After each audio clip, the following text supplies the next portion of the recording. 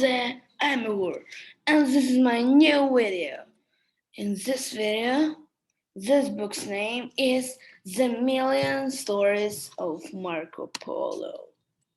Yeah, Marco Polo was born in Venice, Italy, into a distinguished merchant family. His father and uncle traveled the Middle East and Asia, seeking trade opportunities. At age 17, Marco joined them, embarking on a 3.5 year, 5,600-mile voyage to the court of Emperor Kublai Khan. The elder Polos had met the powerful Khan before and had been asked to return. Marco soon impressed the Khan with his talents for language and observation. The emperor sent Marco on special missions to the remote and curious cultures that he himself had never seen. In return, Marco regaled Kublai Khan with detailed stories for 17 years. The Polos became important officials of the court as they earned the Khan's trust. Yeah. The farmed explorers hadn't planned to be gone for so long, but by 1292 they found their ticket home. They would escort a Mongolian princess to Persia for her wedding. Nearly 3 years later, they arrived in Venice. Marco was 44. In 1298, Marco engaged in the battles between Venice and Genoa, a neighboring city-state. He was captured. During his year-long imprisonment, he dictated his travel memoirs to an fellow inmate, Rusticello da Pisa. Marco lived until 1324, but little is known of his later life. Also, Rusticello's original manuscript of Marco's stories was lost. Nearly 150 unique editions of his description of the world exist today, varied in translation, length, content, and style. Each was copied to suit the tastes of the patron or sponsor. The person who paid a scribe to copy down the story. Before the invention of printing presses around 1440, a book was created entirely by hand. Scribes' hands lettered each word, and the pages were then sewn together.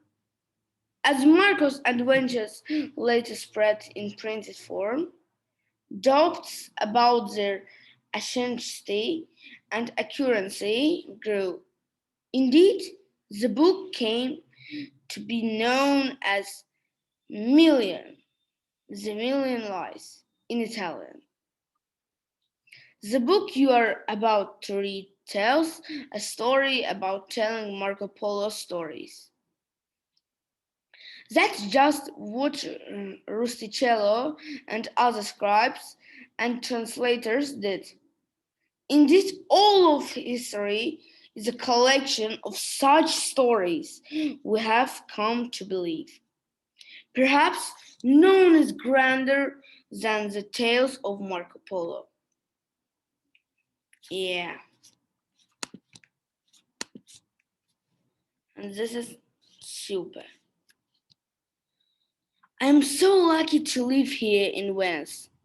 I can walk down my own street to visit a scribe who copied Marco Polo's stories into a book. like the tale about the elephants that brought the world's tallest trees to Kublai Khan's palace. Oh, I am but one scribe, child, and you are but one listen. True, you are the one who is most captivated, and the stories of Polo travel far, far beyond our city. Does everyone believe them? My father doesn't, he says. Trees cannot ride on elephants for weeks. Yet, in the Green Palace, where the Emperor spent his summers, Marco witnessed trees of every green shade, forever in leaf. Did they appear by magic or by elephant? Hmm. Elephant. Still, some cities Polo visited for the emperor do sound magical. Maybe you exaggerate when you tell me the stories. Maybe you added your words when you copied the book. No, my favorite, my most curious visitor, what I lettered on each page was exactly what Rustichello wrote as he listened to Polo's stories with the other prisoners. Hmm. uh, But how could Polo have remembered 17 years worth of stories before he returned to Venice? He couldn't. Maybe Polo forgot a million other stories.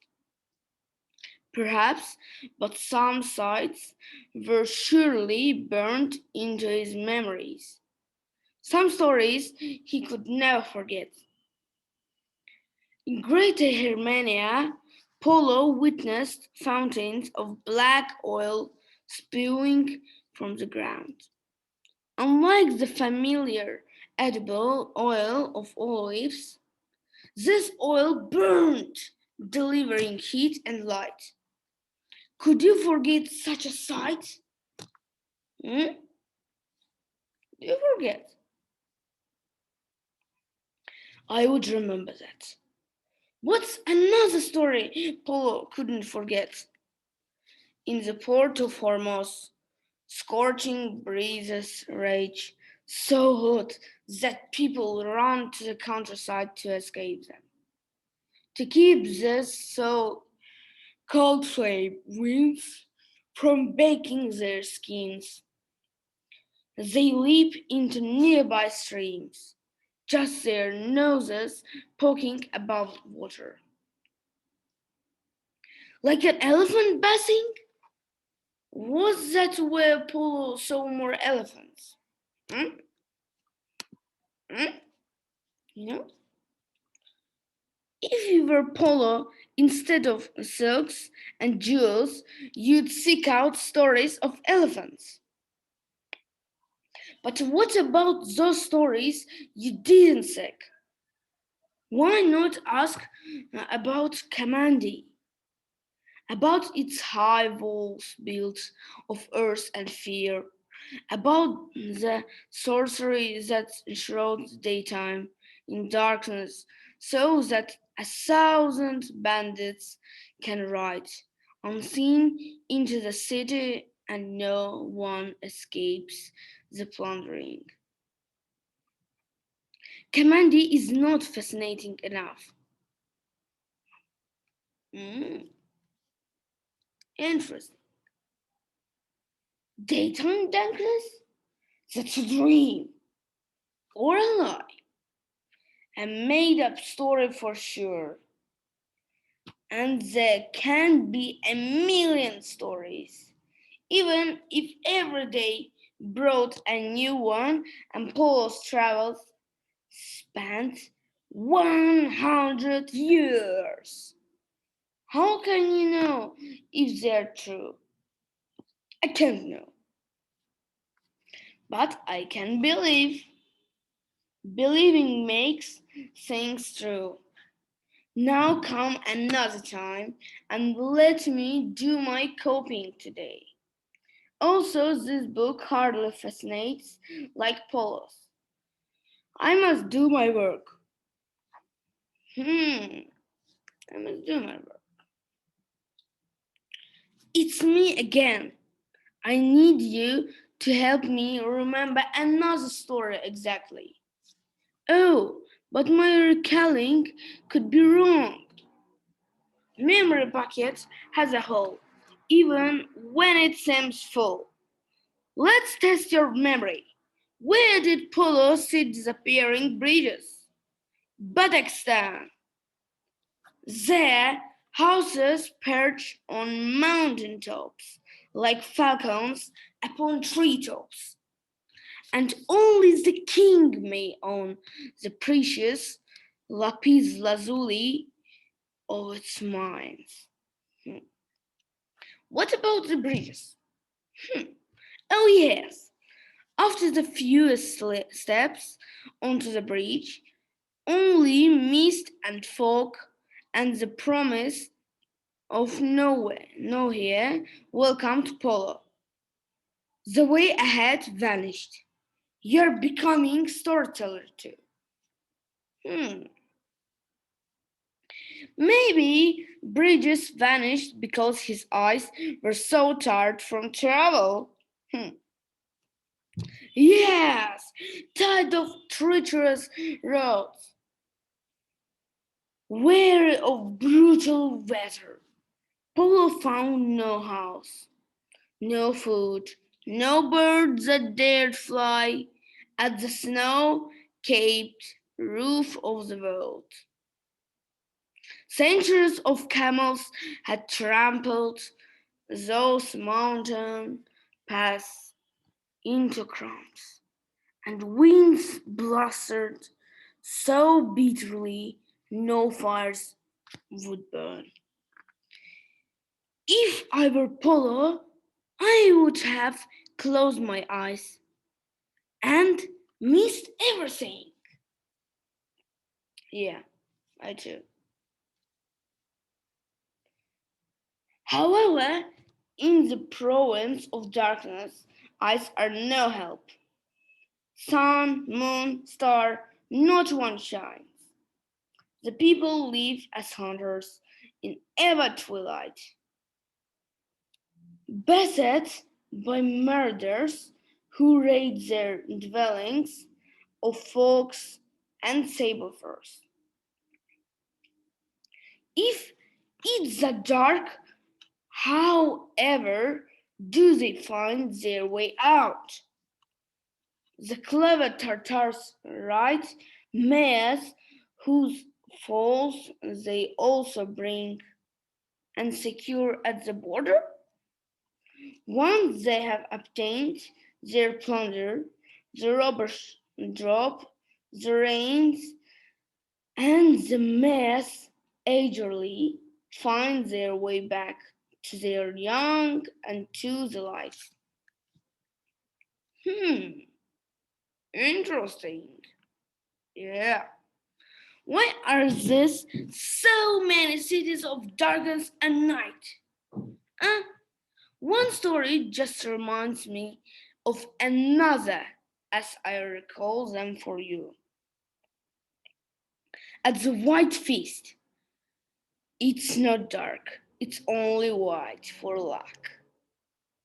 A parade of 100,000 white horses and 500 elephants, costumed in white, all carry furniture and dishes, and, and delicious for the emperor's New Year celebration. The whole kingdom? From where did all that white clothes come? And all those horses? Hmm? Were there black horses and tan horses? Hmm? To somewhere else? Did Kublai Khan own so many of everything? Hmm?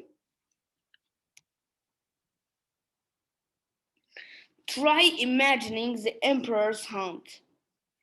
An all red battalion, 10,000 men, and 5,000 mastiffs marched right. An equal battalion in blue marched left.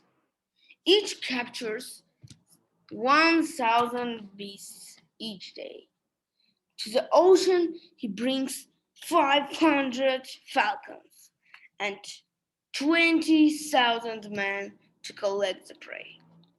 And always Kublai Khan rides in his chamber of tiger skins and beating goats atop for elephants. Yes, more stories of his elephants.